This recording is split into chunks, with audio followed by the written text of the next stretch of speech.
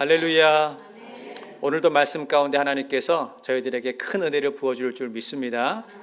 사랑하는 성도 여러분, 우리가 신앙생활을 하는 데 있어서 정말 알아야 될 사람이 있습니다. 그분이 누굽니까? 아이고, 맞았어요. 예수님이세요. 우리가 좀 다른 사람은 조금 덜 알아도 예수님에 대해서는 정확히 알아야 됩니다.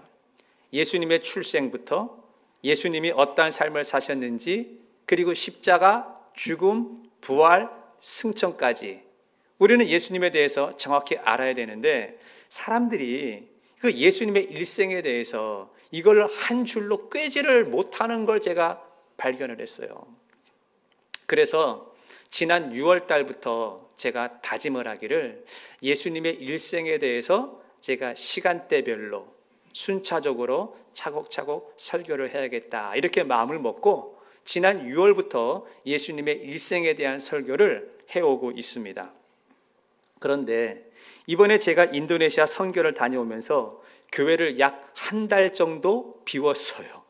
그래서 그 기간 동안에 다른 목사님이 오셔서 설교를 하셨는데, 제가 이제 계속 이어서 예수님의 일대에 대한 설교를 하거든요.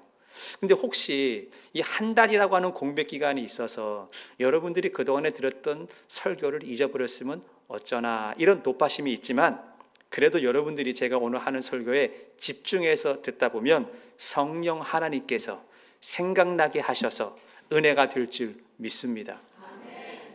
오늘 우리에게 주어진 본문을 보시면 예수님의 사역 초기에 있었던 일인데요, 예수님께서 갈릴리 호수 주변을 이렇게 거니는 장면이 나옵니다.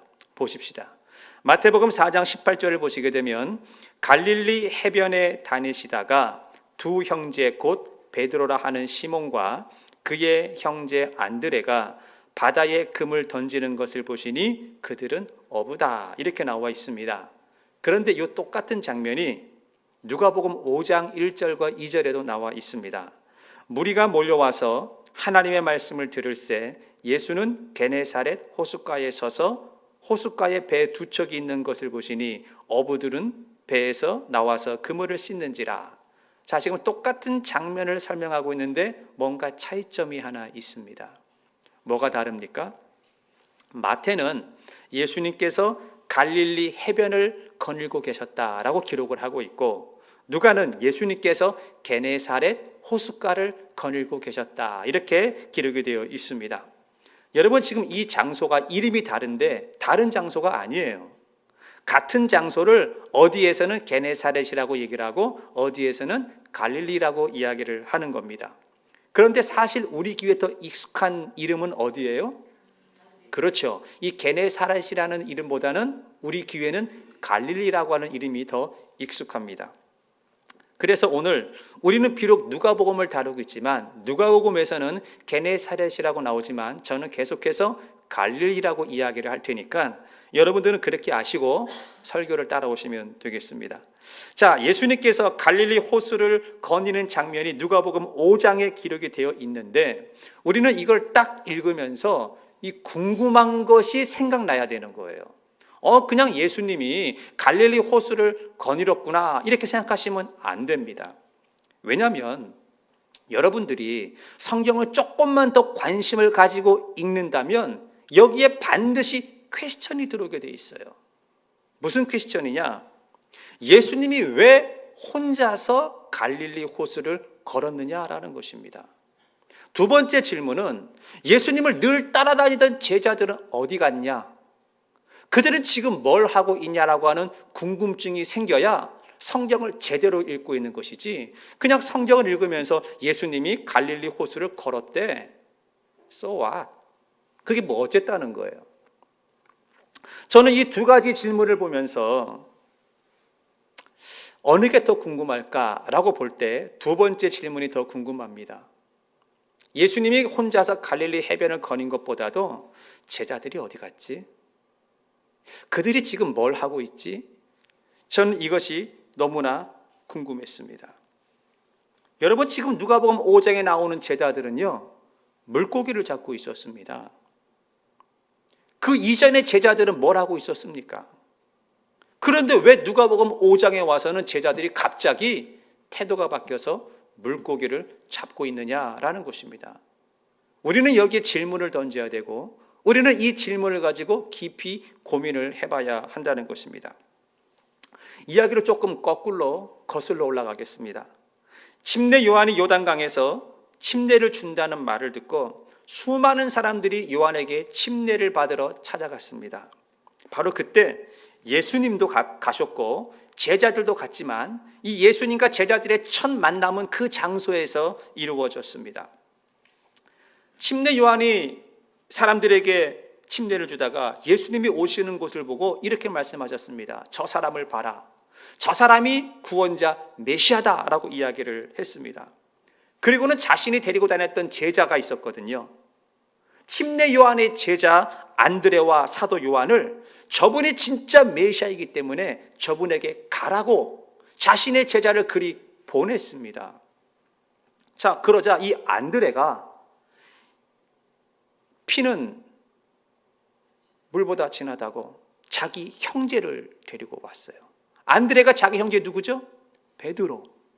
베드로를 데리고 자기 혼자 예수님께 간 것이 아니라 베드로를 데리고 갔어요.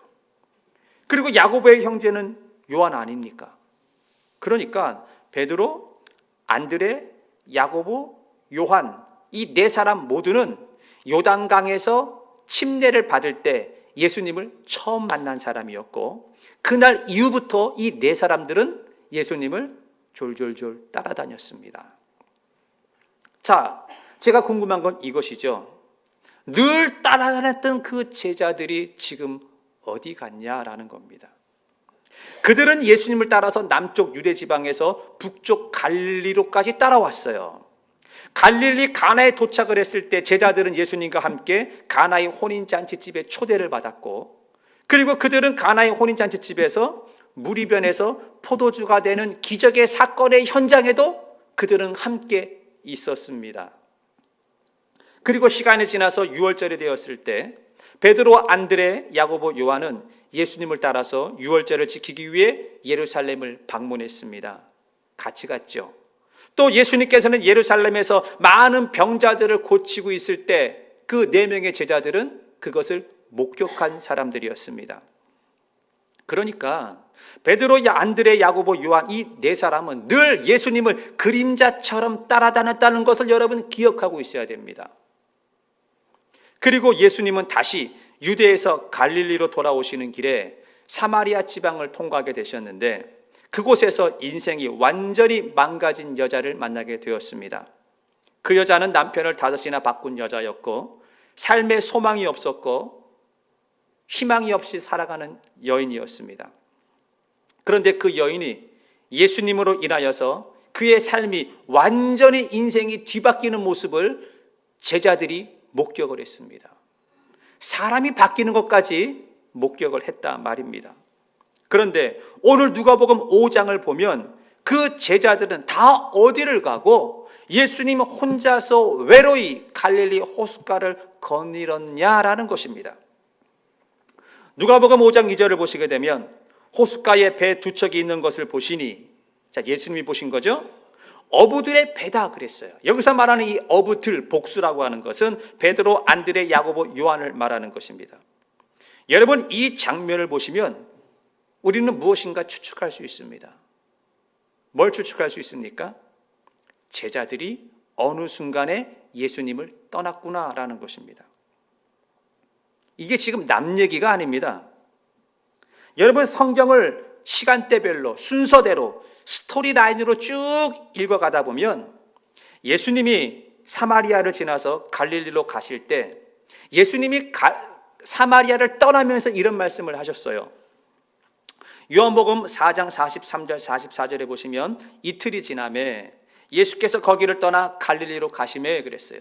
여기서 말하는 이틀이라고 하는 것은 예수님이 사마리아 지방에서 그 인생이 망가진 여자를 고쳐줬습니다. 그러니까 동네 사람들이 깜짝 놀란 거예요. 그리고 예수님의 말씀이 너무나 귀해서 예수님, 우리 마을에서 금방 가지 마시고 조금만 더 계셔서 며칠만 더 계셔서 우리 마을에서 말씀 좀 전해주세요. 그래서 예수님이 동네 사람들이 하도 붙잡아서 이틀을 사마리아에 더 머물고 계셨어요. 그리고 이제 사마리아에서 나와서 어디로 가야 되는 거예요? 갈릴리로 가시면서 예수님이 그 남겼던 말이 있습니다. 그 남겼던 말씀이 44절인데 친히 증언하시기를 선지자가 고향에서는 높임을 받지 못한다 그랬습니다. 지금 예수님이 고향을 가고 있는 길입니다. 사실 예수님의 고향은 베들레헴이죠. 근데 예수님은 어려서부터 갈릴리 나사렛에서 자랐기 때문에 나사렛이 갈릴리 지방이 제2의 고향이나 다름이 없습니다. 근데 예수님이 이렇게 말씀하셨어요. 내가 고향에 가면 인정받지 못할 거야. 이런 말씀을 하고 떠나셨어요. 그런데요, 이런 일들은 실제로 우리 주변에도 지금도 일어나고 있습니다. 제가 목회를 하면서 겪었던 일인데 어느 교회에서 이 두 분의 집사님이 너무 친하게 서로 믿고 의지하면서 신앙생활을 잘하고 있었어요. 어려울 때마다 서로 도움을 주고 같이 기도해주고 잘 신앙생활을 했는데 그 이듬해에 목사님께서 이 두 분의 집사님 가운데 한 사람을 구역장으로 세웠어요. 그랬더니 이 구역장으로 세움을 받지 못한 그 집사님이 이 하던 말이 사람들의 입에 돌고 돌아서 그 구역장이 된 사람 귀에 들어온 거예요. 무슨 얘기를 했냐면 이런 얘기를 하더래요. 참나 아니 꽂고 매시워서 말이지 지가 언제부터 구역장이라고 이런 말들을 하고 다니는 거예요. 지금 이건 무슨 뜻입니까? 너하고 나하고 같이 집사 생활하고 똑같이 살았는데 네가 언제부터 구역장을 했다고? 다시 말하면 인정을 못하겠다라는 겁니다. 교회가 준 권위가 있거든요. 그분은 그 사람을 인정하는 것이 아니라 교회가 준 권위를 인정하지 못하겠다라는 것이죠. 이런 일들은 많습니다.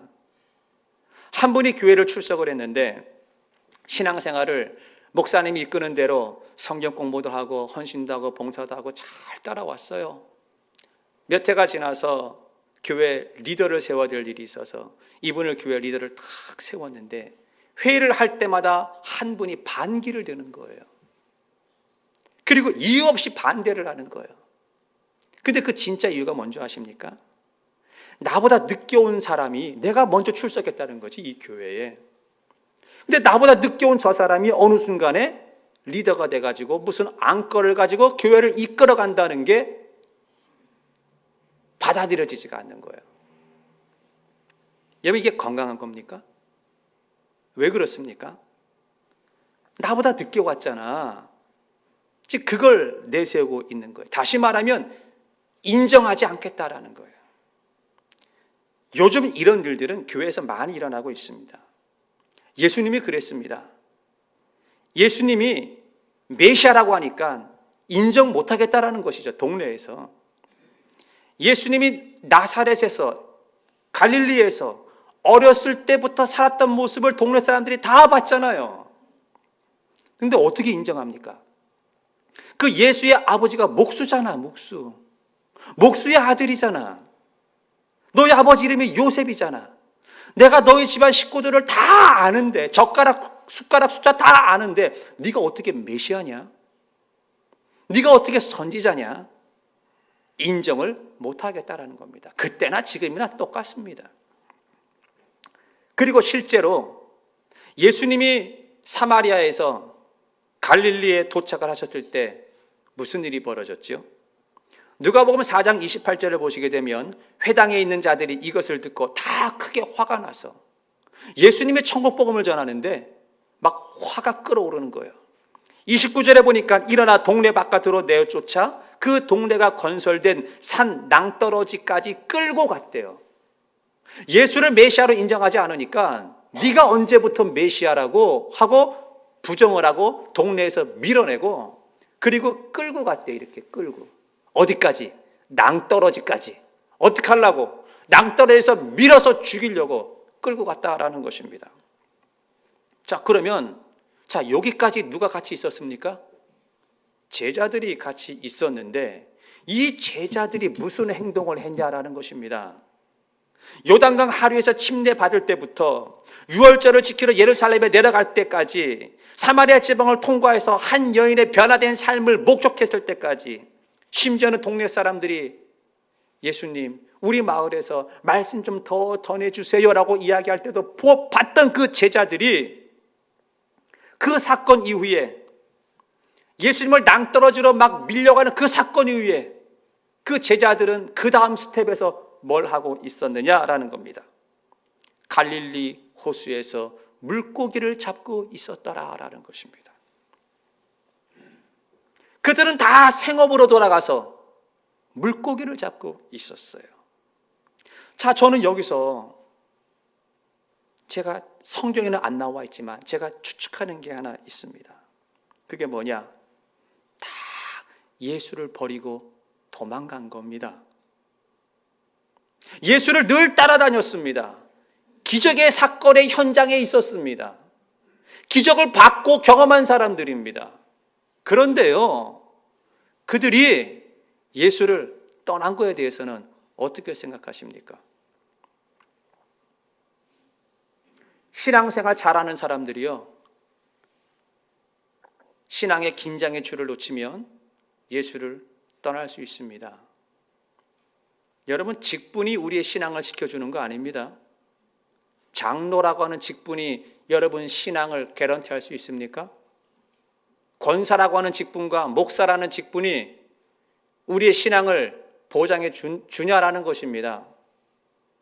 장로 직분 갖고 교회 떠난 사람 있잖아요. 목사 직분 갖고 목사 아닌 사람 있지 않습니까? 직분이 우리의 신앙을 지켜주는 게 아닙니다. 두 번째는 사람들이 기적 좋아하는데 기적을 경험한 사람이 왜 떠나죠? 기적의 현장에 있던 이 사람들이 왜 예수를 떠나냐 말입니다. 그러니까 기적 너무 좋아하지 마세요. 기적 의지하지 말라는 겁니다. 우리의 신앙은 직분이나 기적이 우리의 신앙을 지켜주는 게 아니라는 것입니다. 예수를 따랐던 이 제자들이 예수님을 떠난 진짜 이유가 있습니다. 그것은 예수 그리스도가 구원자라고 하는 확신이 없기 때문에 떠난 겁니다. 성경은 분명히 예수님이 메시아고 구원자라고 말씀하고 있습니다. 침례 요한이 이렇게 말했습니다. 마태복음 3장 3절에 보시게 되면 그는 선지자 이사야를 통하여 말씀하신 자다. 예수가 누구냐? 구약에 보면 이사야서가 있는데 그 이사야서에 예언된 그 사람이 바로 이 사람이다라고 침례 요한 선생님이 제자들에게 말을 했지 않습니까? 그런데 제자들은 이것을 알았지만 믿지 못했기 때문에 떠난 거 아닙니까? 사랑하는 성도 여러분, 성경은 알지만 믿지 못하는 사람들이 많이 있습니다. 교회는 다니지만 구원에 확신이 없는 사람들이 많이 있습니다. 그러니까 천국과 지옥이 헷갈리는 거예요. 진짜 있나 없나. 십자가를 통한 죄사함을 우리는 받았음에도 불구하고 내가 죄사함을 받았나 안 받았나 헷갈릴 때가 많이 있다라는 것입니다. 그러니까요, 이 아는 것과 믿는 것은 같은 게 아니에요. 아는 것과 믿는 것은 너무나 다른 거예요. 사랑하는 성도 여러분들은 성경을 알고 있습니까? 성경을 믿고 있습니까? 조금 질문을 바꾸면 여러분들은 예수님을 알고 있습니까? 예수를 진짜 믿고 있습니까? 자, 그렇다면 우리는 다시 본문으로 돌아가서 예수님을 떠난 제자들의 컨디션에 대해서 한번 생각을 해보도록 하겠습니다. 지금 예수를 떠난 제자들의 마음의 상태가 어떨 것 같습니까? 예수를 따라다니고 신앙생활 잘 하다가 떠났어요. 마음 편할 것 같습니까? 솔직히 불편합니다. 마음이 아주 어렵습니다. 그리고요, 마음만 어려운 게 아니에요. 육신적으로도 먹고 살아야 되니까 물고기를 잡고 있는데 물고기가 한 마리도 안 잡혀요. 빈배로 돌아와가지고요, 그물만 씻고 있었어요. 그러니까 몸이 얼마나 지쳐 있겠어요. 마음도 불편해. 예수를 떠나니까 몸도 먹고 사는 게 너무 지쳐 있어. 근데 왜 하필이면 그 시간에 그 장소에 예수님이 갈릴리 호수에 나타났냐는 것이죠. 이게 우연이라고 보세요? 우리는 누가복음 5장을 읽으면서 예수님이 갈릴리 호숫가를 걸었더라. 걸었네. 이게 아니라는 거예요. 결코 우연이 아니라는 것입니다. 어쩌다 보니까 예수가 갈릴리 호수를 걸은 것이 아니고 예수님은 분명한 목적과 어떤 의도를 가지고 그 시간에 그 장소에 호숫가를 걷고 있었다라는 것입니다. 자, 그러면 예수님께서 무슨 의도로, 무슨 목적으로 그 시간에 갈릴리 호수를 걸었느냐라는 것입니다. 다시 누가복음 1장과 2절, 5장 1절과 2절을 보시게 되면 무리가 몰려와서 하나님의 말씀을 들을새 예수는 게네사렛 호숫가에 서서 호숫가에 배 두 척이 있는 것을 보시니 어부들은 배에서 나와서 그물을 씻고 있더라 그랬습니다. 자, 예수님의 관심이 어디 있는가 보십시오. 무리는 몰려왔습니다. 무리의 관심은 예수님께 있었습니다. 무슨 말씀을 하시나? 그러나 예수님은 지금 어디를 보고 있었습니까? 무리가 몰려오면 무리를 쳐다봐야죠. 그런데 예수님은 누구를 보고 있었느냐? 2절에 보시니까 호숫가에 배 두 척이 있는 것을 보시니 그랬습니다. 그 두 배가 누구의 배였습니까? 한 배는 베드로의 배였고 다른 한 배는 야고보와 요한의 배였습니다. 그러니까 예수님의 관심은 무리가 아닙니다. 예수님의 관심은 제자들이었습니다. 예수님의 관심은 다수가 아니라 예수님의 관심은 한 개개인에게 관심이 많다라는 것입니다. 그런데 그 한 개개인이 누구냐? 예수를 떠난 사람들, 잃어버린 영혼들, 예수 믿다가 상처받을 수 있습니다. 그리고 우리가 인생을 살다가 막막한 문제 때문에 삶이 어려워서 힘들고 지칠 수 있습니다. 예수님의 관심은 어디에 있느냐? 무리가 아니에요. 한 사람이에요. 마음 아파하는 사람, 힘들어하는 사람, 혼자 우는 사람, 어찌할지 몰라서 방황하는 사람. 예수님의 관심은 바로 거기에 있다라는 것입니다. 그런데 바로 그런 사람이 누구냐? 나라는 거죠. 우리가 한순간에 신앙생활 잘하는 것 같습니다. 그런데 우리는 힘든 일이 다가오면 교회 안 나가잖아요. 우리는 한순간 신앙생활 잘하는 것 같습니다. 그런데 어려운 일이 다가오면 낙심하잖아요. 삶의 문제 때문에 힘들어하잖아요. 근데 예수님의 관심은 누구에 있느냐? 다수가 아니고 군중이 아니고 바로 그렇게 아파하고 힘들어하고 방황하는 그 영혼에게 예수님은 관심이 있다라는 것입니다.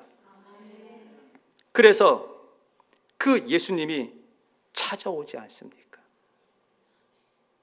여러분, 예수님은 찾아오시는 분이세요. 우리의 형편과 사정이 어떠하든지 그건 중요하지 않아요. 예수님은 찾아오는 분이세요. 그래서 지금도 예수님은 찾아오고 계세요. 그러면 예수님이 우리를 찾아오시는 분이라면 예수님의 제자들을 찾아갔잖아요. 그러면 제자들은 어떤 반응을 보여야 되냐는 것입니다. 예수님은 여러분을 찾아왔지 않습니까? 그럼 여러분들은 예수님 앞에 어떠한 액션을 보여야 되냐라는 것이죠. 예수님이 여러분을 찾아올 때 여러분이 해야 될 게 있습니다. 그 첫 번째는 뭐냐면 마음의 문을 열어야 됩니다. 우리가 마음의 문을 열면 하나님의 음성이 들려옵니다. 사람들이 가끔 그런 말을 합니다. 목사님, 나도 하나님 음성 한번 좀 들어보고 싶습니다. 그런데 나는 아무리 노력을 해도 하나님의 음성이 안 들려요. 목사님 같은 분만 듣는 거 아닙니까? 이렇게 얘기를 하세요. 그러면 저는 솔직히 한번 물어보고 싶어요. 정말 당신이 하나님의 음성을 듣기 위해서 진심으로 당신의 마음의 문을 하나님 앞에서 열었습니까? 라고 물어보고 싶은 거예요. 그러면 하나님 앞에서 내 마음의 문을 연다는 게 뭡니까? 하나님 앞에 내 솔직한 감정과 내 체면을 내려놓고 이야기 한번 해봤냐라는 겁니다. 여러분, 솔직한 감정과 내 체면을 내려놓는 것은 조금 더 다른 말로 표현하게 되면 하나님을 인격체로 대하는 겁니다. 하나님이 알라딘의 요술 램프 같이 가지고 다니다가 문지르면 지니가 나와서 뭘 도와줄까요 하는 분이 하나님이 아니지 않습니까? 근데 왜 우리는 하나님을 그렇게 대하죠? 그건 인격으로 대하는 게 아니에요. 인격으로 대한다는 건 하나님의 희노애락 감정이 있지 않습니까? 하나님도 삐질 때가 있어요. 하나님도 감정이 있다고요. 내 감정과 똑같기 때문에 하나님을 정말로 여러분들이 인격으로 대했느냐라는 거예요. 인격으로 대하지 않은 것은 죄송하지만 그분을 무시한 거예요. 내 입장만 내세운 거예요. 나 이거 필요합니다. 도와주세요. 비비는 거죠. 나 이거 꼭 돼야 됩니다. 도와주세요. 그건 인격으로 대하는 게 아니지 않습니까? 사람들이 하나님의 음성을 그렇게 듣고 싶어 하는데 듣지 못하는 이유가 있습니다. 왜 못 듣느냐? 사람들은 하나님의 음성을 육성으로만 들어야 된다는 잘못된 생각을 가지고 있어요. 뭐 하나님의 음성이 갑자기 기도하다가 아무개 야야야야야야 해가지고 귀에다가 이렇게 싹 그렇게만 들어야 된다고 생각을 하니까 내 생각이 잘못됐기 때문에 하나님은 말씀하시는데도 듣지 못하는 것 아니겠습니까? 요한복음 14장 26절을 보시게 되면 보혜사 곧 아버지께서 내 이름으로 보내실 성령 그가 너희에게 모든 것을 가르치시고 내가 너희에게 말한 모든 것을 생각나게 하시리라 그랬습니다. 사랑하는 성도 여러분, 제가 하나 묻겠습니다. 이 성경책이 하나님의 말씀인 것 믿으십니까? 자, 그렇다면 우리가 성경을 평상시에 많이 읽어뒀어요. 또 어떤 분들은 성경 구절을 암송하는 분도 계세요. 또 어떤 분들은 그 암송한 것을 묵상하고 있는 분들도 계십니다. 이런 과정을 평상시에 하나님의 말씀이 이게 맞잖아요. 말씀을 읽고 암송하고 묵상하는 삶을 살다 보면 참 희한한 것을 경험하게 됩니다. 그러니까 이런 걸 하지 않는 사람은 죽었다 깨어나도 경험 못해요. 그러나 말씀을 읽고 암송하고 묵상하는 사람은 뭘 경험하냐면 내 컨디션이 좋든 나쁘든 그건 상관없어요. 어느 한순간에 내 컨디션에 딱 맞는 말씀이 생각날 때가 있어요. 내가 힘들 때 어떤 말씀이 싹 떠오를 때가 있어요. 근데 그 떠오르는 것으로만 끝나는 게 아니에요. 그것이 딱 떠오르면서 내 상황과 이게 맞아떨어지면서 그냥 해석이 돼. 그냥 해석이 되면서 하나님이 내가 어떻게 될지 길을 가르쳐줘요. 깨닫게 되는 일이 있다라는 것입니다. 자, 그런데 성경은 이런 일을 하게 하시는 분은 보혜사 곧 아버지께서 내가 보낼 성령이 그런 일을 한다 그랬습니다. 그러니까 하나님의 음성은 육성으로만 듣는 게 아니죠. 제가 이번에 인도네시아에서 정말 많은 교회들을 방문을 했습니다. 근데 이런 경험을 한 거예요. 여러분, 인도네시아 선교를 선교지를 가게 되면 내가 계획을 세우고 가도 갑자기 선교 현장에서 계획이 바뀔 때가 있어요. 제가 인도네시아에 갔는데 계획은 누사텐가라라고 하는 섬을 가야 되거든요. 근데 갑자기 계획이 바뀌었어. 순바에서 누사텐가라를 가야 되는데 누사텐가라를 안 가게 된 거예요. 그러니까 그 일정이 순바에서 더 늘어난 거예요. 순바 섬에서. 그러니까 순바 섬에서 늘어나면서 왜 이게 이렇게 되지? 이건 하나님의 뜻이 아니야. 이렇게 말할 수가 없는 거죠. 순바에서 하나님이 왜 더 있게 하셨을까? 나는 잘 모르겠어요. 그리고는 그 늘어난 일정을 가지고 순바에 있는 다른 교회를 가게 됐는데 그 교회에 원래 계획이 없던 교회에 딱 가는 그 순간 내 안에서 말씀이 한 구절이 그냥 떠오르는 거예요. 이렇게. 이거 지금 나만 경험한 거니까 여러분들에게 뭐 어떻게 전해질지 모르겠어요. 그리고 내가 왜 누사텐가라를 안 가고 하나님이 순바에 더 머물게 했는지 해석이 되는 거예요. 그냥 알아지는 거예요. 이게 하나님의 음성이고 이게 하나님의 말씀이 아니고 뭐겠습니까? 사랑하는 성도 여러분, 하나님은 지금도 여러분에게 찾아오셔서 말씀하시는 분인 걸 잊지 마시기를 바랍니다. 내 모습이 어떠하든지 내 처한 환경이 어떠하든지 그분은 찾아오셔도 내 마음을 놓고 하고 계세요. 근데 중요한 것은 내가 내 마음의 문을 활짝 여느냐 안 여느냐는 것입니다. 여러분, 마음의 문을 여는 것은 그분을 인격적으로 대하는 것이 마음의 문을 여는 것이지 그냥 한번 말해보세요. 이거는 아니라는 것이죠. 싸웠는데 그분이 인격체인데 이제 말해봐 내가 다 받아줄게. 감정이 상했는데 아니라는 것입니다. 사랑하는 성도 여러분, 우리가 아는 것과 믿는 것은 하늘과 땅 차이입니다. 믿으면 우리는 그분을 인격체로 대할 수밖에 없는 것입니다.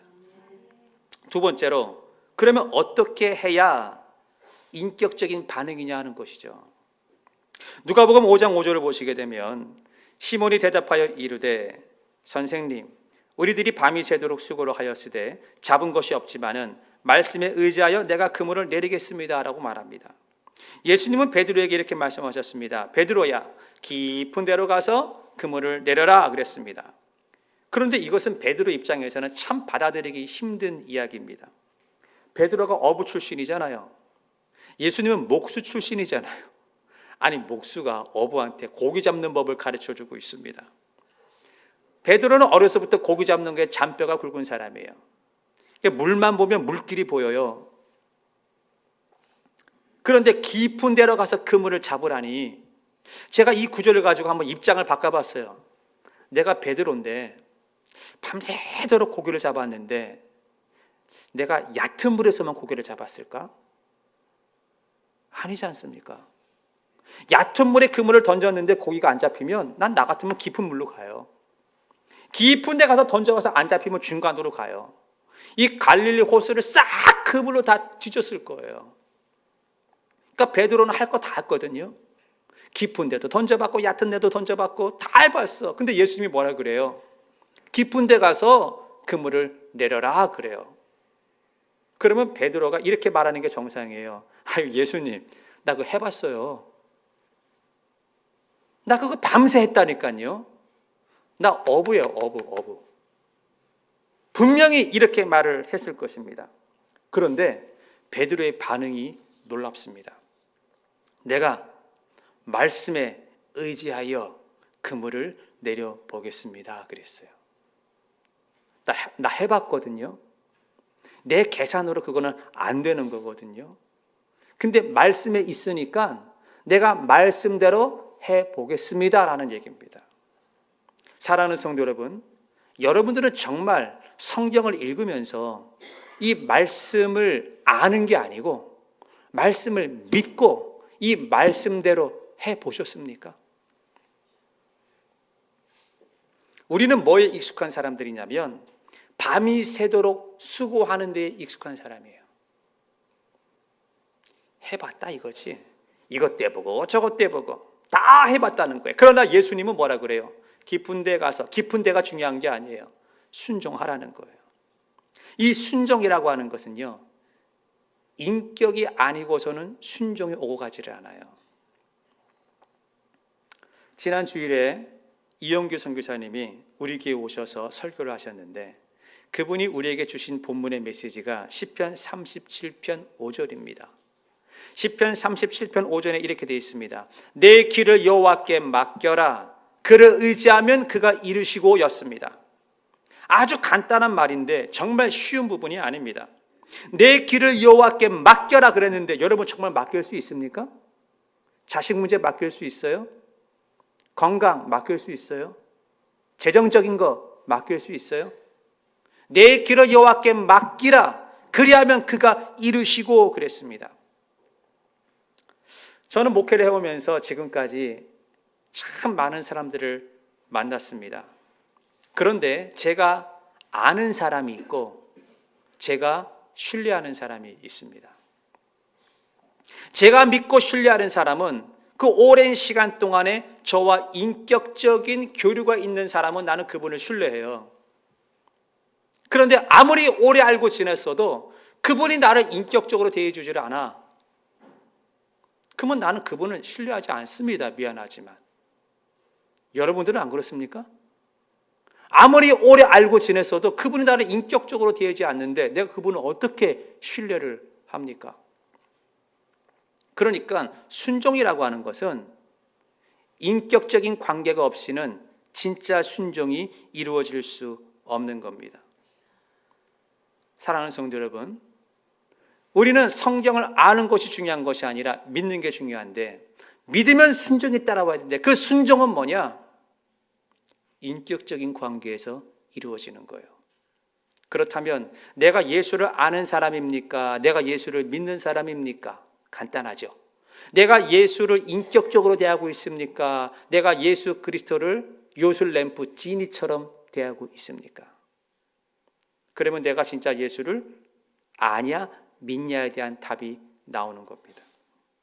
마지막 세 번째, 우리가 정말 아는 것에 끝나지 않고 우리가 정말 믿는다고 한다면 이 믿는 사람은 내려놓게 되어 있어요. 누가복음 5장 11절을 보시게 되면 그들이 배를 육지에 대고 모든 것을 버려두고 예수를 따랐다 그랬습니다. 근데 지금 똑같은 내용이 마태복음 4장 22절에도 나옵니다. 그들이 곧 배와 아버지를 버려두고 예수를 따르니라. 참 희한해요. 불신자들은 이걸 가지고 시비를 걸어요. 아니, 예수 믿는 것들은 배도 버리고 아버지도 버리고 이런 불효자식들이 있나?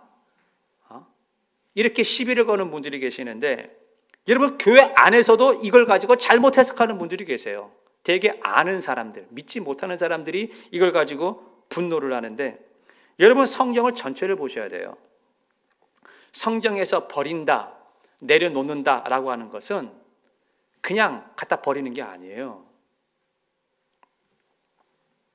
내가 가진 소유를 버리는 게 성경에서 말하는 버리는 게 아니라는 것입니다. 정말 성경에서 말하는 그 버리는 것이 내 소유를 버리는 것이라고 한다면 우리가 어떻게 예수를 믿습니까?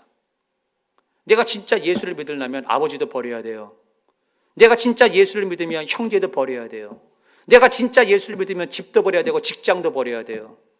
우리가 그렇게 다 버리고 어떻게 세상에서 빛과 소금의 역할을 감당하죠? 왜 성경을 한 부분만 보고 해석을 하냐 말입니다. 정말 성경에서 버린다라고 하는 것은 채우는 거예요. 불교나 다른 종교에서는 버리는 건 무소유를 말하고 있는 거죠. 비우는 거예요. 다 갖다 버려서 empty를 만들어라. empty, 다 나를 비게 만들면 내가 득도하리라. 내가 깨닫게 된다는 거예요. 그래서 내가 부처가 된다는 거예요. 그러니까 세상의 논리는 버리는 게 먼저예요. 그러나 기독교에서는 버려라라고 하는 얘기는 채우는 게 먼저예요. 무엇인가 채워지면 나쁜 것들이 버려지게 돼 있어요. 채우는 게 먼저라니까. 그래서 여러분 보세요. 내 안에 두려움, 불안함, 그 다음에 뭐 힘들고 속상하고 많은 문제거리들, 여러분 그거 어떻게 버리겠어요? 지금 못 버리고 있잖아요. 딱 쥐고 있잖아요. 그런데 이 버리는 게 먼저가 아니고 내 안에 하나님으로 한번 채워보세요. 성령 충만해 보세요.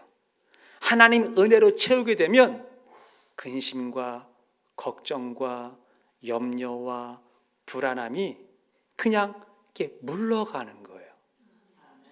그러니까 없어지는 게 아니라 그 문제가 그대로 있어, 그죠?